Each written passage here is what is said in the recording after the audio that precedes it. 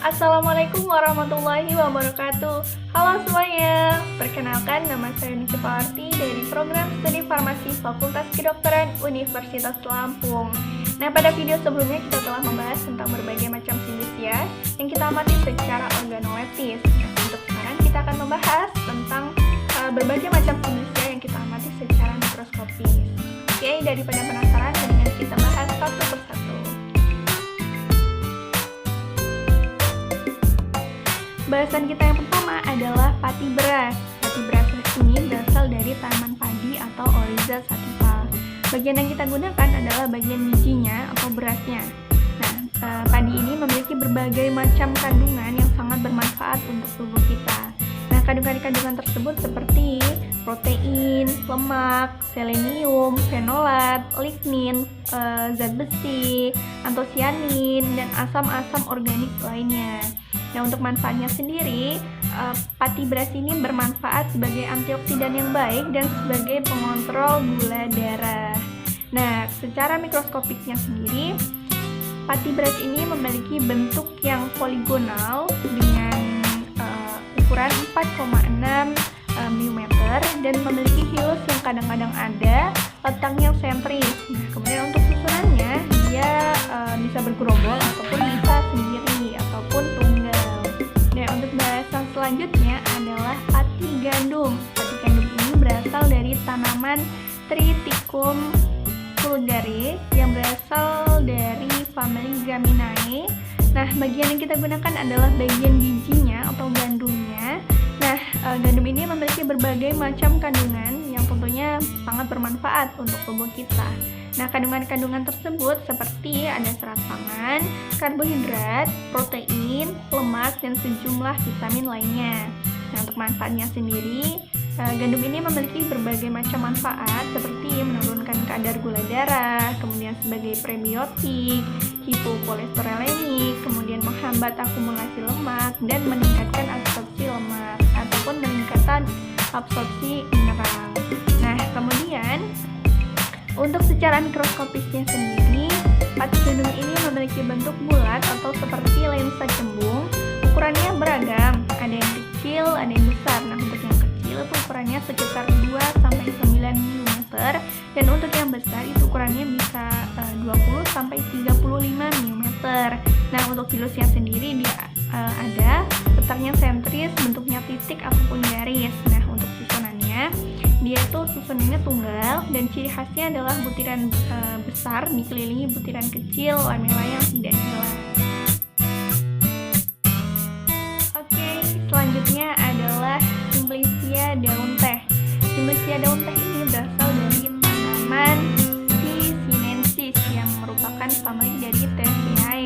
Nah, bagian yang kita gunakan adalah bagian daun. Daun teh sendiri memiliki berbagai macam kandungan yang sangat-sangat bermanfaat untuk tubuh kita seperti selulosa, lisin, fenol, polifenol, flavonol, karbohidrat termasuk glukosa, fruktosa, pektin, alkaloid, kafein, teobromin, teofilin, kemudian asam-asam amino dan asam-asam organik lainnya. Nah, untuk teh sendiri memiliki berbagai macam kandungan yang sangat bermanfaat untuk tubuh kita. Itu kan manfaatnya seperti antioksidan, kemudian sebagai detoksifikasi, kemudian obat sakit kepala, obat luka-luka, obat mencret, kemudian penyakit-penyakit seperti jantung, kanker, kolesterol, kemudian untuk mengurangi kerusakan hati dan mengurangi pertumbuhan jaringan kanker kelenjar mamae. Nah, untuk pengamatan secara mikroskopiknya sendiri, penampakannya itu dia pada epidermis atas dan epidermis bawah itu dengan stomata tipe monosiklik dan kristal kalsium oksalat berbentuk proses sel batu khas yaitu bersabar. Nah, untuk selanjutnya adalah Simplicia daun jambu. Nah, Simplicia daun jambu ini berasal dari tanaman Psidium guajava yang termasuk ke dalam famili Myrtaceae. Nah, bagian yang kita gunakan adalah bagian daun. Ada berbagai manfaat yang kita bisa dapatkan dari daun jambu karena memiliki kandungan seperti flavonoid, tanin, alkaloid, minyak atsiri, guaiferin, leukocyanidin, kemudian asam malat, damar, dan asam oksalat. Nah, untuk manfaatnya, daun jambu ini berfungsi sebagai antiinflamasi, kemudian antihipertensi, anti diare, dan hipoklemia. Untuk penampakannya sendiri, dia di bagian epidermis atas terdiri dari satu sel pipih berbentuk poligonal, dinding antiklinal lurus, tidak terdapat stomata, dan bagian epidermis bawah selnya lebih tipis, pipih bentuk poligonal, dinding antiklinal lurus, stomata tipe anomositik, dan rambutnya penutup berbentuk kerucut. Pembahasan selanjutnya adalah tentang Simplicia daun jati Belanda. Nah, Simplicia ini berasal dari tanaman Guaizumae ulmifolia yang termasuk ke dalam famili Serpuliaceae. Nah, bagian yang kita gunakan adalah bagian daunnya. Nah, ada berbagai macam kandungan yang dimiliki oleh daun jati Belanda seperti alkaloid, damar, mucilago, tanin, saponin, flavonoid, alkaloid, dan steroid. Nah, manfaat dari daun jati Belanda ini seperti dapat menurunkan kolesterol, mengobati obesitas, diare, batuk, dan sakit perut. Nah, untuk pengamatan secara mikroskopisnya, pada bagian epidermis atas terdiri dari satu lapis sel berambut penutup dan berambut kelenjar. Kemudian untuk bentuknya sendiri, bentuknya itu poligonal, tidak berstomata. Dan untuk bagian epidermis bawah, selnya lebih kecil, bergelombang, stomata tipe anositik, dan rambut penutup berupa bintang. Bahasan selanjutnya adalah Simplicia kumis kucing. Jadi Simplicia ini berasal dari tanaman Orthosipon aristatus VI yang termasuk ke dalam famili Lamiaceae. Nah, bagian yang kita gunakan adalah bagian daunnya. Untuk daun kumis kucing sendiri memiliki kandungan etanol, flavonoid, dan sinensistein. Kemudian manfaat terapinya, dia sebagai obat diabetes dan sebagai anti-hiperklemik. Nah, secara mikroskopisnya, jika diamati, bagian epidermis selnya berbentuk persegi 4, dinding antiklinal berombak. Nah, untuk bagian epidermis bawah, dia lebih kecil dan dinding antiklinal lebih berombak. Oke, pembahasan selanjutnya adalah Simplicia lada putih. Nah, Simplicia ini berasal dari tanaman Viperningrum yang termasuk ke dalam famili Viperaceae. Nah, bagian yang kita gunakan adalah bagian biji atau buahnya. Nah, untuk lada putih sendiri memiliki berbagai macam kandungan seperti alkaloid, piperin, kapsisin, metilpirolin, minyak atsiri, lemak, pati, dan serat kasar. Nah, untuk manfaatnya, lada putih ini berfungsi sebagai antioksidan yang baik, kemudian sebagai antiinflamasi, antidepresan, sebagai karminatif, dan sebagai analgesik. Nah, untuk manfaat lain seperti antitiroid, antihipertensi, antitumor, anti-asma, anti-kolesterol, anti-diabetes, hepatoprotektif, anti-artritik, antimikrobakterial, dan meningkatkan fertilisasi. Nah, untuk penampakan secara mikroskopisnya, pada bagian fragmen perisperm bening berisi amilum, kemudian dinding buah berwarna coklat, terdiri dari sel batu berbentuk persegi panjang lumen, sempit endokarp terdiri dari sel batu bentuk piala atau dengan penebalan U, sel sekret berwarna kuning terletak di perisperm, amilum kecil-kecil, kompak, dan berbentuk poligonal atau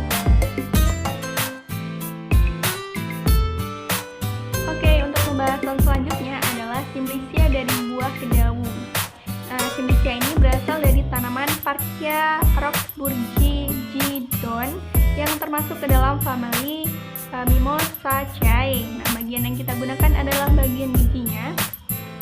Kandungan dari Simplicia ini ada sterol atau campes sitosterol, dan sigmasterol. Nah, manfaatnya sendiri sebagai obat kembung, kolera, radang usus, cacingan, cacar air, bisul, dan luka. Selain itu, buah kedawung ini juga dimanfaatkan sebagai alat kontrasepsi dan sebagai sampo. Untuk pengamatan secara mikroskopis, fragmen sel lapisan sel berupa palisade. Bagian luar terdiri dari berbagai bentuk lapisan sel dengan bentuk silindris, lumen jelas, dinding sel tebal, tidak berlignin. Nah, untuk bagian keping biji, epidermis berbentuk persegi 4, kecil, dinding sel tipis, berisi aleuron. Nah, untuk yang parenkim keping biji itu berdinding agak tebal, tidak berlignin, bernoktah, dan lumennya mengandung zat berwarna kehijauan, eleuron, dan minyak. Oke, pembahasan selanjutnya adalah tentang buah ketumbar. Jadi Simplicia ini berasal dari tanaman Coriandrum sativum yang masuk ke dalam famili Apiaceae, dan yang kita gunakan adalah bagian buahnya. Nah, untuk kandungan dari buah ketumbar itu ada riboflavin, niacin, dan flavonoid. Nah, manfaatnya itu dia sebagai obat penurun kadar gula darah pada penderita diabetes dan juga sebagai antioksidan. Untuk pemeriksaan mikroskopisnya, pedikrap itu dia ada epikrap selnya kecil, kemudian dindingnya agak tebal, tidak berlignin, kutikula tipis, berisi hablur kalsium oksalat, kemudian berbentuk prisma kecil, tidak terdapat rambut penutup. Kemudian pada bagian mesokarpnya itu terdiri dari jaringan parenkim dan juga sklerenkim. Nah, untuk selanjutnya adalah Simplicia dari bunga cengkeh. Jadi bunga cengkeh ini berasal dari tanaman Eugenia caryophyllata. Nah, ini merupakan salah satu famili dari Myrtaceae. Nah, yang kita gunakan dari bunga cengkeh ini adalah bagian bunganya, seperti namanya ya, bunga cengkeh. Nah, untuk kandungan dari bunga cengkeh itu ada minyak atsiri, polifenol, flavonoid, dan tanin. Nah, kandungan-kandungan tersebut tentu akan memberikan kita manfaat terapi berupa antifungal, kemudian bakterisidal, analgesik, antioksidan, dan antiinflamasi. Kemudian untuk secara mikroskopisnya sendiri, di bagian sel epidermis yang berbentuk persegi panjang selapis sel dengan kutikula tebal, stomata bundar tipe anomalositik.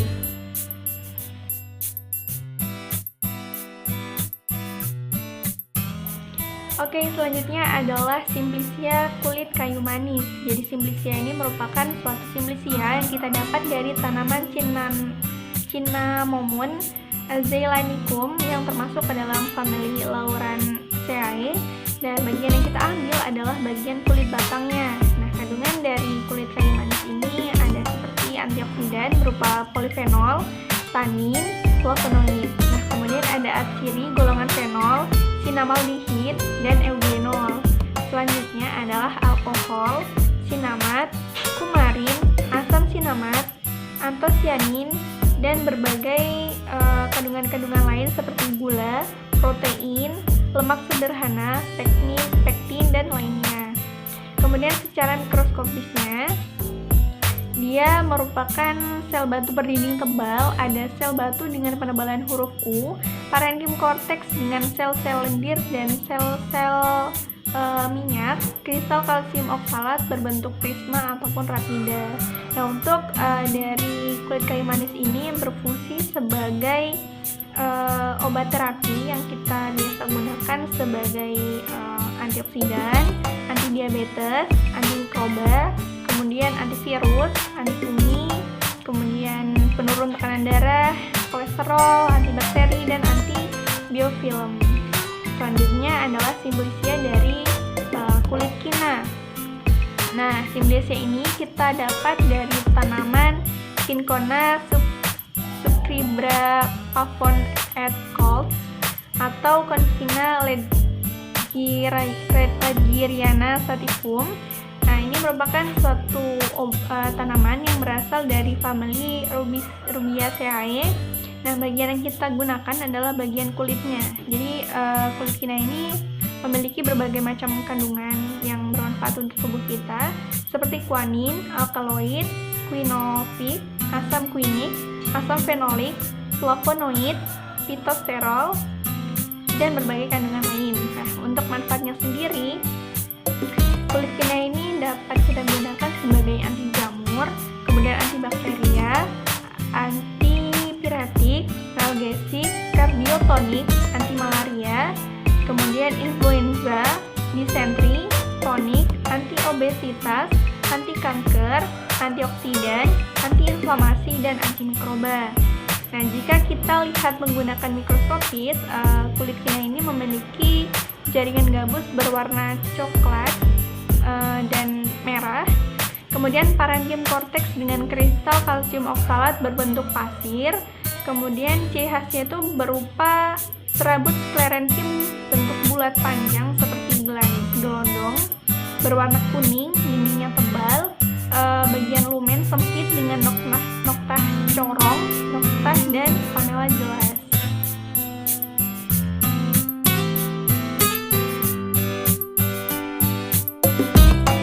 Oke, selanjutnya adalah Simplicia kelembak.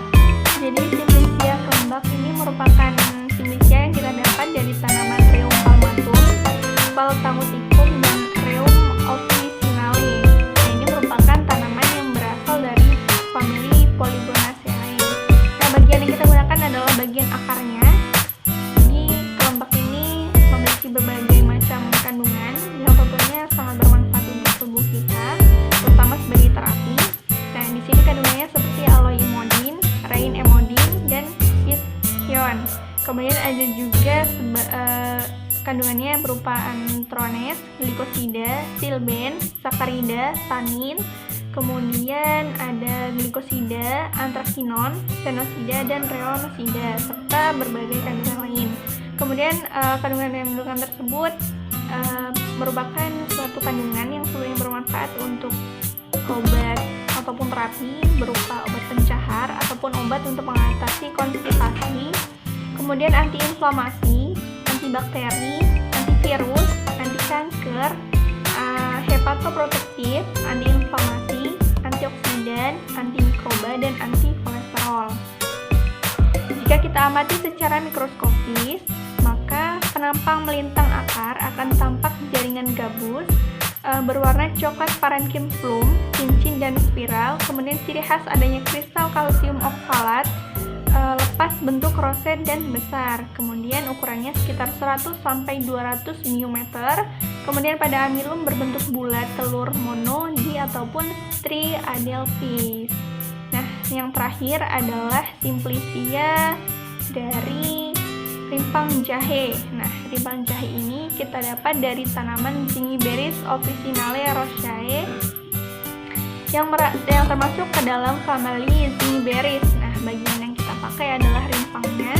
Kandungan dari rimpang jahe ini seperti minyak atsiri, zingiberon, zingiberin, zingibetol, barneol, camphor, polandren, cineol, gingerin, vitamin A, B1 dan C, karbohidrat, damar ataupun resin, dan asam-asam organik lainnya seperti asam malat dan asam oksalat. Nah, kemudian manfaat yang kita dapatkan ketika kita menggunakan rimpang jahe adalah sebagai antimikroba dan antioksidan. Jika kita lihat secara mikroskopis, rimpang jahe ini pada penampang melintang akar itu nampak jaringan gabus, parenkim korteks, dan sel sekret berisi oleoresin berwarna kuning, sindur sampai kuning coklat, serabut sklerenkim dengan salah satu dinding yang berombak, trakea dengan penebalan tangga, dan butir-butir amilum berbentuk khas, yaitu serupa elips dengan tonjolan di salah satu. Oke, itu tadi adalah penjelasan ataupun pemaparan tentang Simplicia yang dilakukan pengamatan secara mikroskopis. Nah, terima kasih telah menonton, semoga bermanfaat. Wassalamualaikum warahmatullahi wabarakatuh.